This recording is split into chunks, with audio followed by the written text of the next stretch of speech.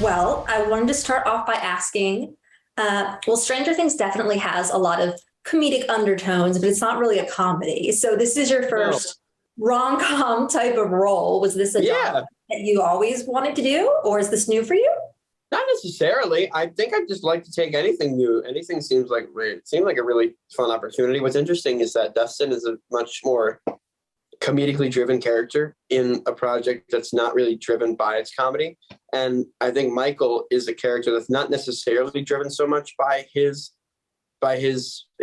knack for comedic timing in a movie that is driven through comedy. So that was a really different vibe trying to like match those tones up because it's you're trying to dial something back where the surrounding people around you are also are bringing the comedy forward. Well, I'm used to doing so. Well, I'm used to doing so on Stranger Things. So that was really interesting. But yeah, it was a lot of fun.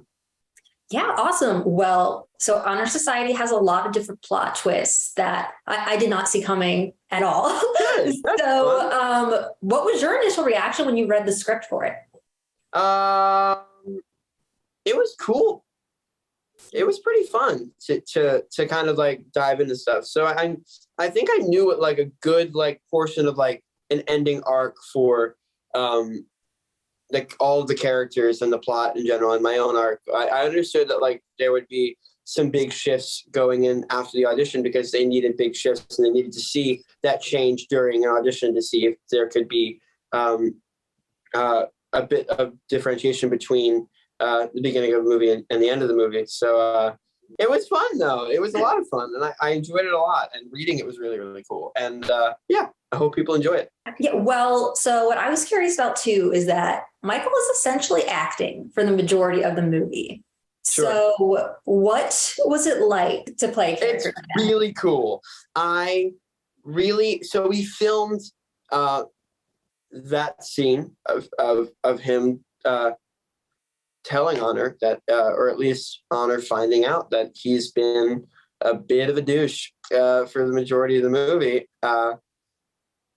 Pretty early on, that was like the first thing that I filmed, and that was rough. I remember that was really, really hard.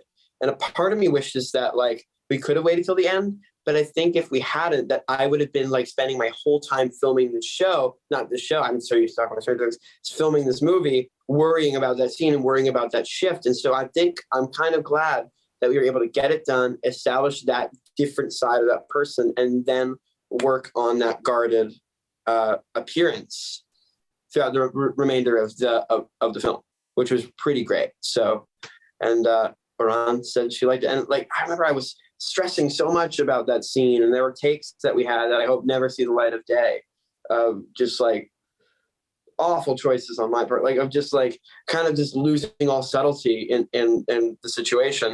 And Baran goes to me, and she's like, "Stop freaking out. Go back to the audition." I was like, "You're so right. I have to just go back to like why you cast me in the first place." And I remember right after that note that she gave me, like, she's like, "Just go back to the audition, dude." And I did, and she was like, "That's great. There it is. That's what we need." So yeah, there was a lot of stress going into it, but it was fun after the fact. Do you think that there was anything genuine about that relationship on Michael's side? Because she does ask, and he doesn't really Yes. give her a straight answer.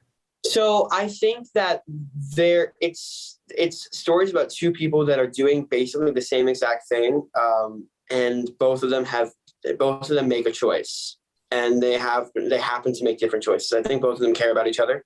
I think that the idea of being in a relationship with her was exciting for Michael and intriguing, and like this is crazy. It was great that he was even going to be able to have an opportunity to. Of course, he wanted a girlfriend. He wanted to be noticed, and he wanted to feel attractive, and he wanted to have these experiences that all teenage people are going to want to have at some point. And I think a part of him really wanted that reality in being in a relationship with Honor.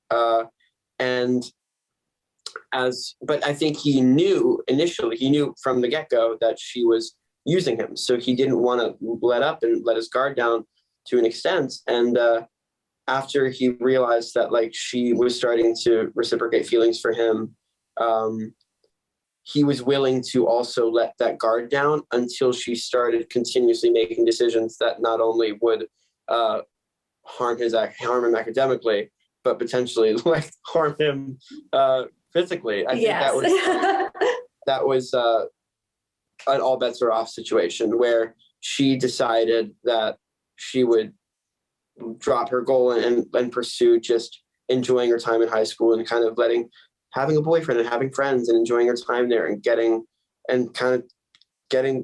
letting go of the reins a little bit. And for Michael, it was the opposite.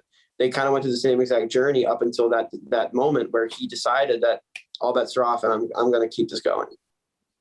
And she decided not to. Yeah. So I think that's how I always looked at it. Awesome. Okay. Well, I'm going to have to wrap, but thank you so much for chatting. It was super nice Thank to speak to you. I appreciate it.